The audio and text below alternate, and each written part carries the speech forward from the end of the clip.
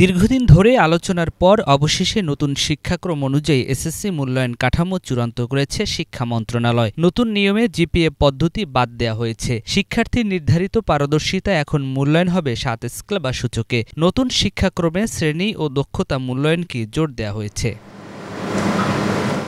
এই 7 স্কেলের নাম হবে অনন্য, অর্জনমুখী, অগ্রগামী, সক্রিয়, অনুসন্ধানী, বিকাশমান ও প্রারম্ভিক। যদিও এসব নামের অর্থ নিয়ে অনেকেই প্রশ্ন তুলেছেন। এ+এর মতো এই নিয়মে সর্বোচ্চ স্কেল অনন্য বলতে বোঝানো হবে শিক্ষার্থী সব বিষয়ে পারদর্শিতার চূড়ান্ত স্তর অর্জন করেছে। বর্তমান কারিকুলামের ফেলকে নতুন নিয়মে বলা হবে প্রারম্ভিক। মূল্যায়ন চলাকালীন শিক্ষকরা বলছেন নতুন এই কারিকুলামের ফল কিছুদিন পর বোঝা যাবে। তবে অভিভাবকরা নানা ধরনের বক্তব্য দিলেও তারা সরকারের নির্দেশনা বাস্তবায়ন করবেন। যে কোনো জিনিস যখন নতুন ইন্ট্রোডিউস হয় তখন এই জিনিসটা সাধারণত আমাদের কাছে অপরিচিত থাকলে এটা পূর্বের সাথে আমরা যেটা অভ্যস্ত সেটার সাথে এটা মিল থাকে না। এটার ফলাফল বোঝা যাবে কিছুদিন পরে, যখন আমরা অভ্যস্ত হয়ে যাব, তারপরে ওদের কাছ থেকে একটা ফিডব্যাক পাবো, তখন বোঝা যাবে যে আমরা এটার কতটুকু আমাদের জন্য ফলপ্রসূ কিংবা কতটুকু ভালো সেটা। এনসিটিবির চেয়ারম্যান বলছেন অভিভাবক সহ সকলে সহজে ফলাফল বুঝতে পারে, সেজন্য পারদর্শিতার স্তর ইংরেজি বর্ণ দিয়ে বোঝানো হবে। এই লেটার গ্রেড এখনকার মতো নম্বরের ভিত্তিতে হবে না। যে 7 স্কেল পরিচিত করা হয়েছে ধীরে ধীরে সেগুলোতে অ্যাডজাস্ট করবে। 3টা ভাগে ভাগ করেছি, যে পারি কিন্তু পুরোপুরি পারি না, আবার বা এথিক্যালি পারি না, আরেকটা হচ্ছে যে একেবারে খুব ভালোভাবে পারি, এথিক্যালি সব কিছু মেনটেন করে খুব ভালোভাবে পারি। এই 3টা পর্যায়ে ভাগ করে দিয়েছি।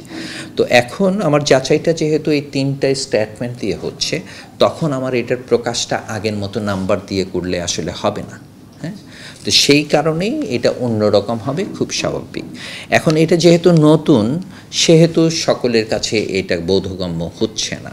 কিছুদিন সময় লাগবে, তখন সবাই বুঝে যাবেন যে বিষয়টা কী হচ্ছে, এটা কতটা প্রয়োগযোগ্য সেগুলো যাচাই করে পাইলটিং করে, একেবারে রিমোট এলাকার স্কুলে পাইলটিং করে আমরা এটাকে বাস্তবায়নে গেছি, তার আগে যাইনি। নতুন এই পদ্ধতি নিয়ে কেউ কেউ বিভ্রান্তি ছড়াচ্ছে বলে অভিযোগ করেন চেয়ারম্যান। আমাদের গবেষণা বলে যে যেইসব প্রতিষ্ঠানগুলো ভালো প্রতিষ্ঠান নামে পরিচিত, সেই সব প্রতিষ্ঠানগুলোতে প্রতিষ্ঠানের বাইরে প্রাইভেট এবং কোচিংটাই অনেক বেশি কার্যকরভাবে কাজ করেছে শ্রেণী কার্যক্রমের চাইতে। ওই ভালো শিক্ষক শ্রেণীতে ভালো করে পড়াননি, তিনি কোচিংয়ে ভালো করে পড়িয়েছেন। এখন এইটা যখন বিঘ্ন ঘটছে, তখন তিনি বলছেন যে এটা ভালো না, এটা করা যায় না, এটা ঠিক না, আমরা তো বুঝি, আমাদের মতো ভালো টিচাররা এটা করতে পারে না, গ্রামের স্কুলের কেমন করে করবে। শুধুমাত্র 10ম শ্রেণীর উপরেই মূল্যায়ন করা হবে শিক্ষার্থীর ফল। লিখিত অংশের মূল্যায়ন হবে 65% এবং ব্যবহারিক অংশের মূল্যায়ন 35%। এই পরীক্ষার সময় সর্বোচ্চ 5 ঘন্টা হতে পারে। তবে কেউ 2 বিষয় অকৃতকার্য হলেও সে একাদশ শ্রেণীতে ভর্তি হওয়ার যোগ্যতা অর্জন করবে। মাদ্রাসায় যেহেতু এখনও নতুন শিক্ষাক্রম চূড়ান্ত হয়নি, তাই সিদ্ধান্ত হয়েছে দাখিল পরীক্ষা আগের নিয়মেই হবে। তবে কুরআন হাদিস সহ বিশেষায়িত বিষয়গুলো বাদে বাকি বিষয়গুলোর মূল্যায়ন শুধু 10ম শ্রেণীর পাঠ্যসূচির ভিত্তিতে হবে। এখন 9ম শ্রেণীর পাঠ্যসূচি মাদ্রাসা পর্যায়ে মূল্যায়ন করা হবে। নিয়াজ মাখদুম, বাংলা ভিশন, ঢাকা।